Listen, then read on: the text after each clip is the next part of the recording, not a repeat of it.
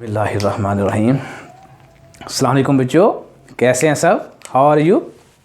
उम्मीद है सब खैर आफियत से होंगे। तो आज का हमारा टॉपिक है आयोनिक रेडियस। आयोनिक रेडियस हमने प्रीवियस टॉपिक में पढ़ा था एटॉमिक रेडियस, कि किसी भी एटम का न्यूक्लियस से लेकर आउटर मोस्ट शेल तक का जो डिस्टेंस होता है उसे कहते हैं एटॉमिक रेडियस। तो आज हम जो डिस्कस करने वाले हैं FSC part 2 chapter number 6 chemical bonding. तो हमारा टॉपिक है आयोनिक रेडियस। आयोनिक रेडियस तो सबसे पहले हम डेफिनेशन देखते हैं। डिस्टेंस सेम डेफिनेशन है जैसे हमने एटॉमिक रेडियस की बात की थी, सेम डेफिनेशन, और उसके एंड पे लिख देंगे इन द आयंस। जब वही एटॉमिक रेडियस को हम आयंस के अंदर कैलकुलेट करेंगे तो उसे कहेंगे आयोनिक रेडियस। तो सेम डेफिनेशन है, distance from centre of a nucleus to the outer most shell on an at ion. जब हम आयन की बात कर रहे होंगे तो उस वक्त आयन की कंडीशन में जो रेडियस होगा उसे कहेंगे आयोनिक रेडियस। तो इसकी यूनिट कौन कौन सी हैं? इसको पिकोमीटर में भी लिखा जा सकता है और एंगस्ट्रॉम में भी लिखा जा सकता है। ठीक है, पिकोमीटर 10 रेज़्ड पावर -12 और एंगस्ट्रॉम कितना होता है 1 रेज़्ड 10 पावर -10, 10 पावर -10 और ये 10 पावर -12। ठीक है, अब हम देखते हैं ट्रेंड कि आयोनिक रेडियस, जैसे हमने एटॉमिक रेडियस का पढ़ा था ट्रेंड इन अ पीरियड, कि पीरियड में जब भी हम देखते हैं तो लेफ्ट टू राइट, पीरियड में जब भी देखेंगे लेफ्ट टू राइट चेक करेंगे, और जब ग्रुप में बात करेंगे तो ग्रुप में करेंगे टॉप टू बॉटम। ट्रेंड और variation of ionic radius trend in the group from top to bottom. जब ऊपर से नीचे जा रहे हैं तो देखेंगे कि नंबर ऑफ शेल्स बढ़ते जा रहे हैं। नंबर ऑफ शेल्स के बढ़ने से इलेक्ट्रॉन्स बढ़ेंगे, तो नंबर ऑफ इलेक्ट्रॉन्स के बढ़ने से क्या होगा? शील्डिंग इफेक्ट बढ़ेगा। जब शील्डिंग इफेक्ट बढ़ेगा तो शील्डिंग इफेक्ट का मतलब क्या है? Repulsions between the electrons. जब रिपल्शंस बढ़ेंगी तो न्यूक्लियर अट्रैक्शंस कम हो जाएंगी।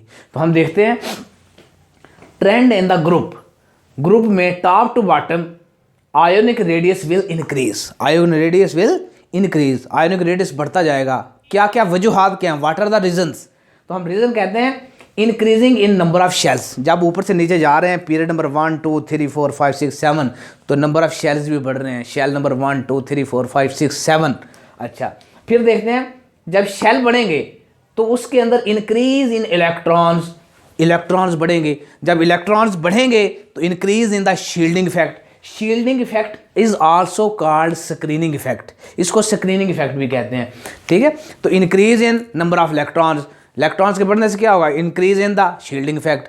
तो इससे इलेक्ट्रॉन्स बढ़ेंगे तो इलेक्ट्रॉन्स के दरमियान में क्या होंगी? रिपल्शंस। इलेक्ट्रॉन को क्या करेगा? रिपेल। नेगेटिव को क्या करेगा? रिपेल।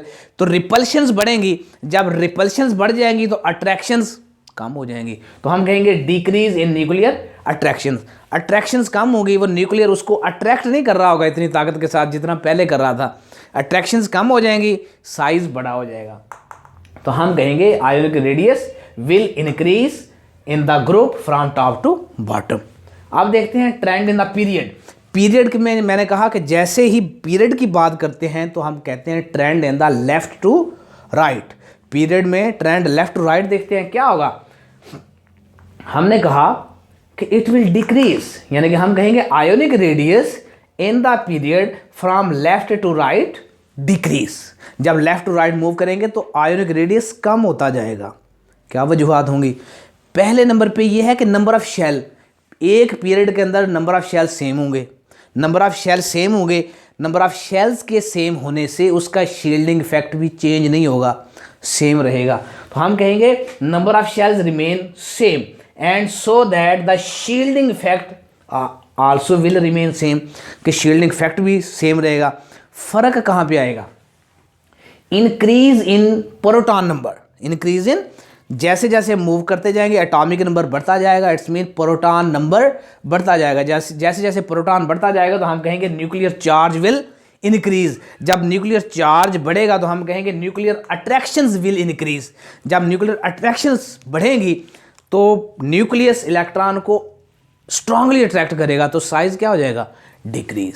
तो हम कहेंगे trend in the period of ionic radius will decreases. अब हम बात करते हैं आयंस की टाइप्स। आयन की जब बात करते हैं आयोनिक रेडियस, तो हम कहते हैं, हमारे जहन में लफ्ज़ आता है आयन। आयंस का रेडियस आयोनिक रेडियस कहलाता है। आयंस के आगे दो इकसाम हैं, दो टाइप्स हैं, एक है कैटायोनिक रेडियस, एक है एनायोनिक रेडियस। ठीक है, दो टाइप्स हैं। कैटायोनिक रेडियस कौन सा आता है? Having positively charged particles, having. और एनायोनिक रेडियस इसे क्या कहते हैं? Having negative charge. तो हम डिफाइन कैसे करेंगे? कैटायोनिक रेडियस है, एक हमारे पास एनायोनिक रेडियस है, दोनों को हम इकट्ठा पढ़ते जाएंगे। ठीक है, अब देखें कैटायोनिक रेडियस की डेफिनेशन क्या होगी? Radius of a positively charged ions is called cationic radius. Radius of negatively charged ions is called anionic radius. अब हम एग्जांपल लेते हैं कैटायन। कैटायन उस वक्त बनता है जिस पे पॉजिटिव चार्ज हो। तो कॉमन एग्जांपल है सोडियम की। सोडियम के पहले शेल में कितने इलेक्ट्रॉन होते हैं? 2। दूसरे शेल में कितने होते हैं? 8। और तीसरे शेल में 1। अब देखें, सोडियम आपने ऑक्टेट को कंप्लीट करने के लिए कोशिश करेगा कि इसके आउटर शेल में कितने इलेक्ट्रॉन हो? 8। और जो एक इलेक्ट्रॉन है ये इलेक्ट्रॉन लूज कर देगा, एक इलेक्ट्रॉन को लूज कर देगा। जब एक इलेक्ट्रॉन को लूज करेगा तो इस पर आएगा सोडियम पॉजिटिव चार्ज, और ये वाला इलेक्ट्रॉन खत्म हो जाएगा। इसकी कन्फिग्रेशन क्या रह जाएगी? पहले शेल में 2, दूसरे शेल में 8, इस शेल में 2 और दूसरे शेल में 8। अच्छा, अब देखें कि कैटायोनिक रेडियस, ये जो है सोडियम पेरेंट एटम, इसका रेडियस था 186 पिकोमीटर। जब इसने अपना एक इलेक्ट्रॉन रिमूव कर दिया, निकाल दिया, तो उसका अब रेडियस कम हो गया। कितना हो गया? 95 पिकोमीटर। 95 पिकोमीटर रह गया। इट्स मीन पेरेंट एटम का साइज ज़्यादा था और जो कैटायन बना, कैटायन का रेडियस क्या हो गया? कम। तो हम कहेंगे cationic radius is smaller then parent atom. Cationic radius is smaller then parent atom. तो इसकी सिंबल कैसे होती है? Smaller than.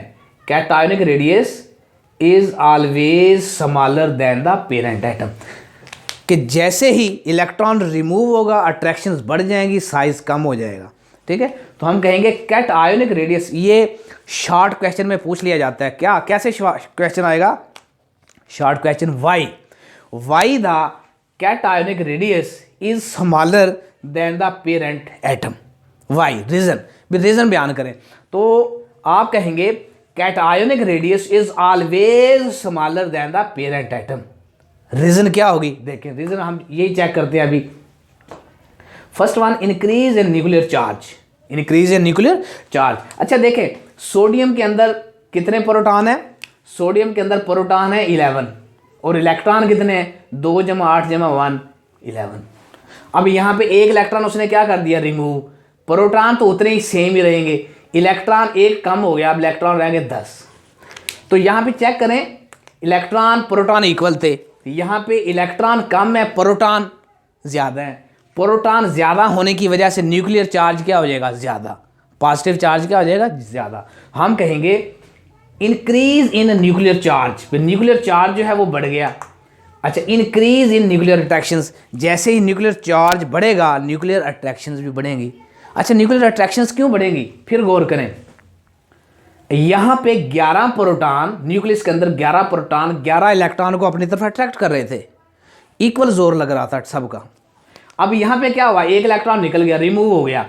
अब प्रोटॉन 11 हैं, इलेक्ट्रॉन 10 हैं, तो 11 इलेक्ट्रॉन 10 इलेक्ट्रॉन को अपनी तरफ अट्रैक्ट कर रहे हैं। तो अब वो इजीली उसको अट्रैक्ट कर लेंगे और ये अट्रैक्टिव फोर्सेस क्या हो जाएंगी? स्ट्रॉन्ग।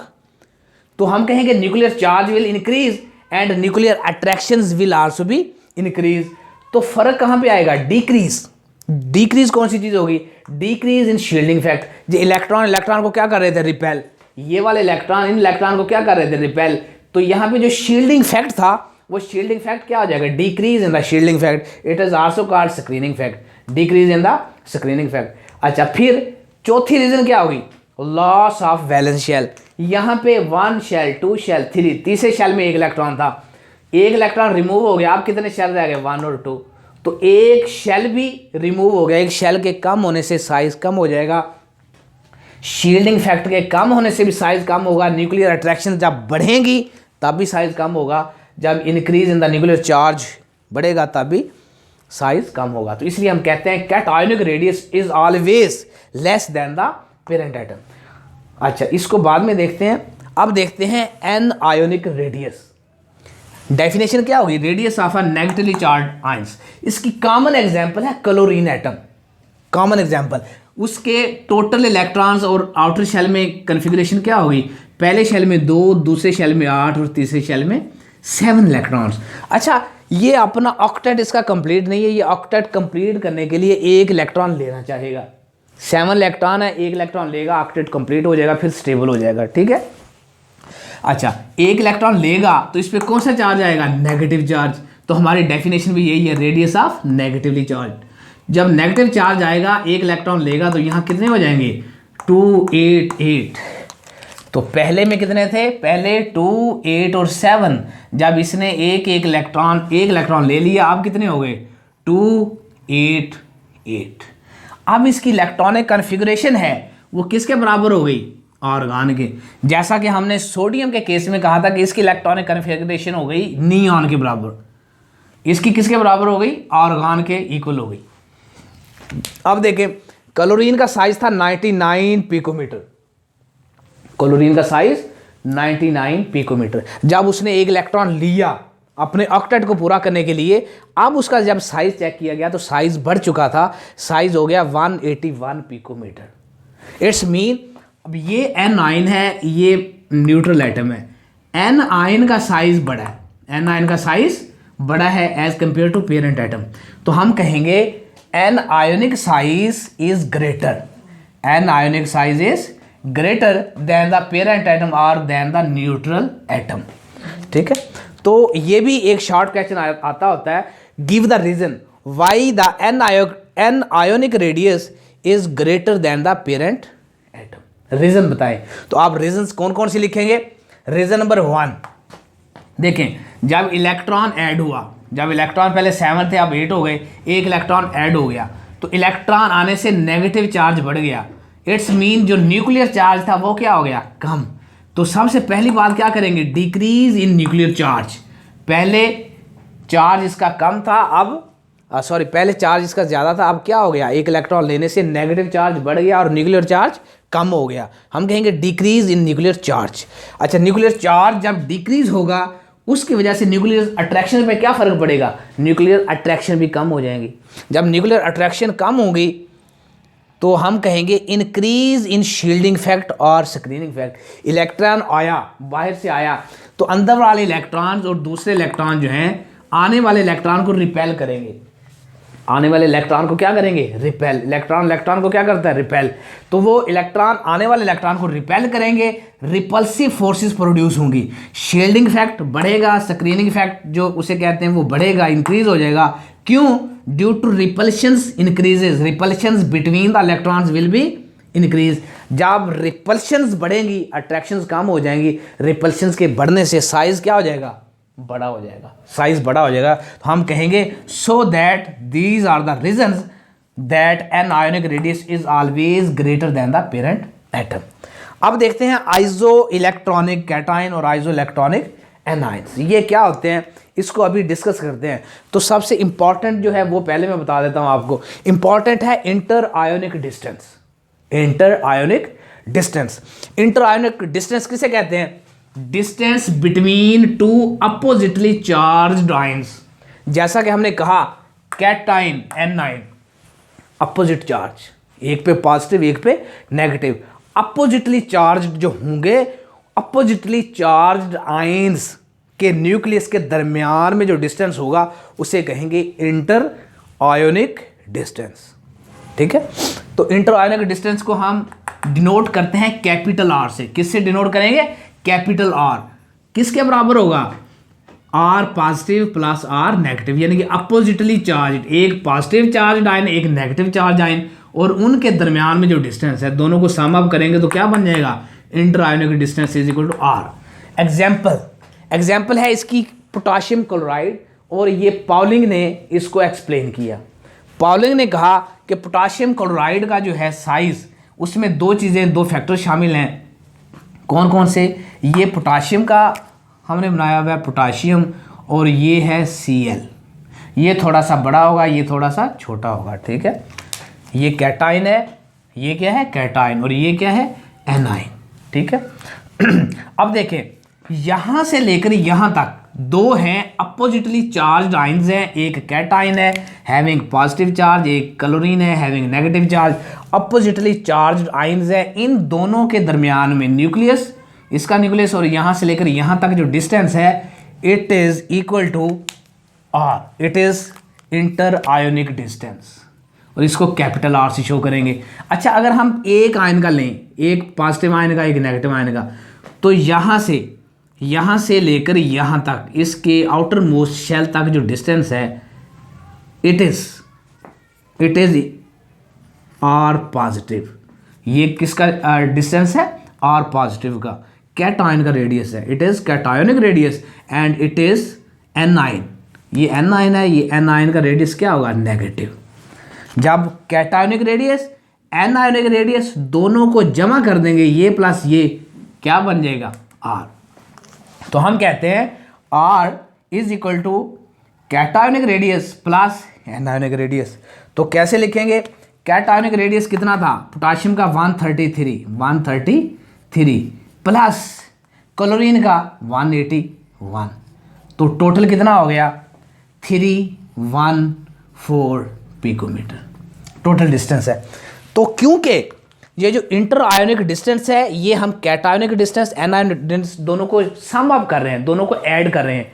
क्योंकि ऐड कर रहे हैं तो हम कहेंगे inter ionic distance is additive property, is additive. कौन सी प्रॉपर्टी है, सब्ट्रैक्टिव नहीं है, कौन सी प्रॉपर्टी एडिटिव प्रॉपर्टी है, ठीक है। फिर पॉलिंग ने इसी कंसेप्ट को एक्सटेंड किया। पॉलिंग ने कहा कि 1 2 3 तीन किस्म की वैल्यूज हैं, तीन किस्म की वैल्यूज में से कोई दो किस्म की वैल्यूज अगर हमें मालूम हो तो तीसरी वैल्यू हम उससे मालूम कर सकते हैं, ठीक है। उसने क्या कहा R positive plus R negative, ये दोनों मालूम हो तो आर को मालूम कर सकते हैं। अगर हमारे पास ये चीज़ हो आर और आर नेगेटिव, ये दो चीज़ें मालूम हो तो हम ये मालूम कर सकते हैं। कैसे, आर पॉजिटिव किसके बराबर है, आर को इधर रहने दें, आर नेगेटिव को उधर जाके क्या कर देंगे माइनस, ये भी निकाल सकते हैं। बिल्कुल ऐसे ही इसको भी निकाल सकते हैं आर माइनस आर पॉजिटिव। इस तरह से अगर ये दो वैल्यू मालूम हो तो कैटायोनिक रेडियस निकाल सकते हैं, ये वाली दो वैल्यूज मालूम हो तो एनायोनिक रेडियस निकाल सकते हैं। कैटायोनिक एनायोनिक मालूम हो तो हम इंटर आयोनिक डिस्टेंस को मालूम कर सकते हैं, ठीक है। अब हम देखते हैं कि आइसो इलेक्ट्रॉनिक कैटायंस क्या होते हैं, आइसो इलेक्ट्रॉनिक एनायंस क्या होते हैं, ठीक है। कहता है same number of electrons in different cation, cation है और उनके अंदर उनके टोटल इलेक्ट्रॉन्स सेम हो तो उनको कहते हैं आइसो इलेक्ट्रॉनिक स्पीशीज। तो अगर कैटायन हो तो उनको आइसो इलेक्ट्रॉनिक कैटायन कहेंगे, अगर एनायन हो तो उनको आइसो इलेक्ट्रॉनिक एनायन कहेंगे, ठीक है। Same definition. अब देखें सोडियम का एटॉमिक नंबर 11, सोडियम के अंदर इलेक्ट्रॉन्स कितने होते हैं 11, मैग्नीशियम के इलेक्ट्रॉन 12, एल्यूमिनियम के इलेक्ट्रॉन्स कितने होते हैं 13 टोटल। अच्छा, इसको अपना आउटर शेल के लिए मुकम्मल करने के लिए, जैसा कि हमने यहाँ भी डिस्कस किया 2 8 1, इसको अपना ऑक्टेट कंप्लीट करने के लिए एक इलेक्ट्रॉन लूज करना पड़ता है। तो ये अपना एक इलेक्ट्रॉन लूज करेगा, इसके आउटर में 2 होते हैं, ये 2 इलेक्ट्रॉन लूज करेगा, इसके आउटर में 3 इलेक्ट्रॉन होते हैं, तीनों को ही लूज करेगा फिर ही ऑक्टेट बनाएगा, ठीक है। तो एक इलेक्ट्रॉन लूज करेगा पॉजिटिव 1 चार्ज, 2 इलेक्ट्रॉन लूज करेगा पॉजिटिव 2 चार्ज, 3 इलेक्ट्रॉन लूज करेगा तो पॉजिटिव 3 चार्ज। तो ये जो चार्ज हैं इसके बाद इनकी जो इलेक्ट्रॉनिक कन्फिग्रेशन हो गई नियॉन के इक्वल, किसके इक्वल हो गई, जैसा कि मैंने यहाँ पे बताया इसकी नियॉन, पहले शेल में 2 दूसरे शेल में 8, किसकी कन्फिग्रेशन है नियॉन की।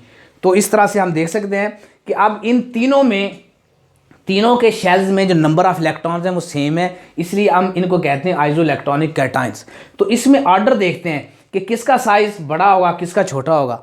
देखें जब एक इलेक्ट्रॉन निकलेगा तो साइज छोटा हो गया, जब 2 इलेक्ट्रॉन निकलेंगे साइज और कम हो गया, जब 3 इलेक्ट्रॉन निकलेंगे तो साइज और कम हो जाएगा। तो सबसे छोटा साइज किसका होगा एल्यूमिनियम का, उससे बड़ा किसका होगा मैग्नीशियम का, उससे बड़ा किसका होगा सोडियम का। तो हम कहेंगे sodium is greater then magnesium positive 2 और magnesium is greater then aluminium positive 3। अब देखते हैं ग्रेटर पॉजिटिव ऑन, हम इसको इंटरप्रेट कैसे करते हैं, ये जो हमने ऑर्डर लिखा हुआ है ऐसे इंटरप्रेट करेंगे, हम कहेंगे greater positive charge on ion is equal to greater decrease in the size.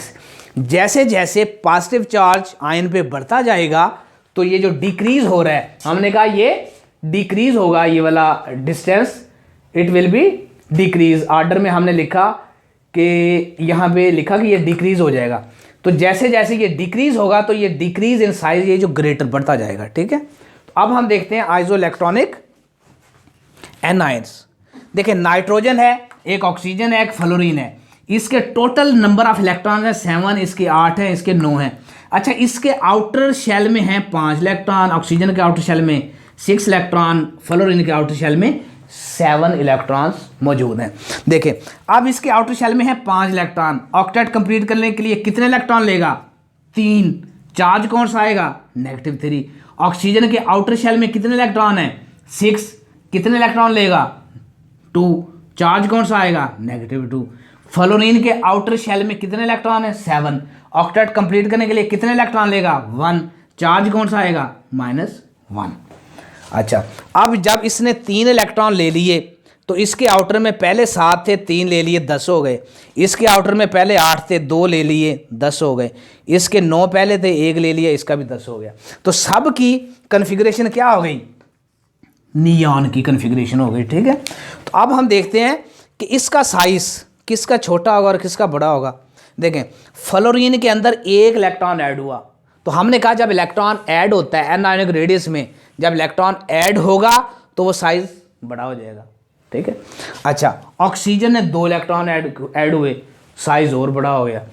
Nitrogen में 1 2 3 इलेक्ट्रॉन ऐड हुए, तो सबसे बड़ा साइज किसका होगा, नाइट्रोजन का।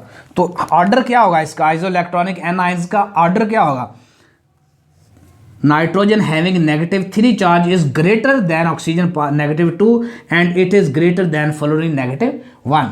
तो इसको एक्सप्लेन कैसे करेंगे, हम कहेंगे greater negative charge on ion, greater negative charge on ion will leads to greater increase in the size, के साइज के अंदर जो इंक्रीज हो रहा है वो भी जैसे जैसे नेगेटिव चार्ज बढ़ता जाएगा तो उसके अंदर जो साइज है वो भी बढ़ता जाएगा, इसका बड़ा हो जाएगा, इसका छोटा, इसका छोटा।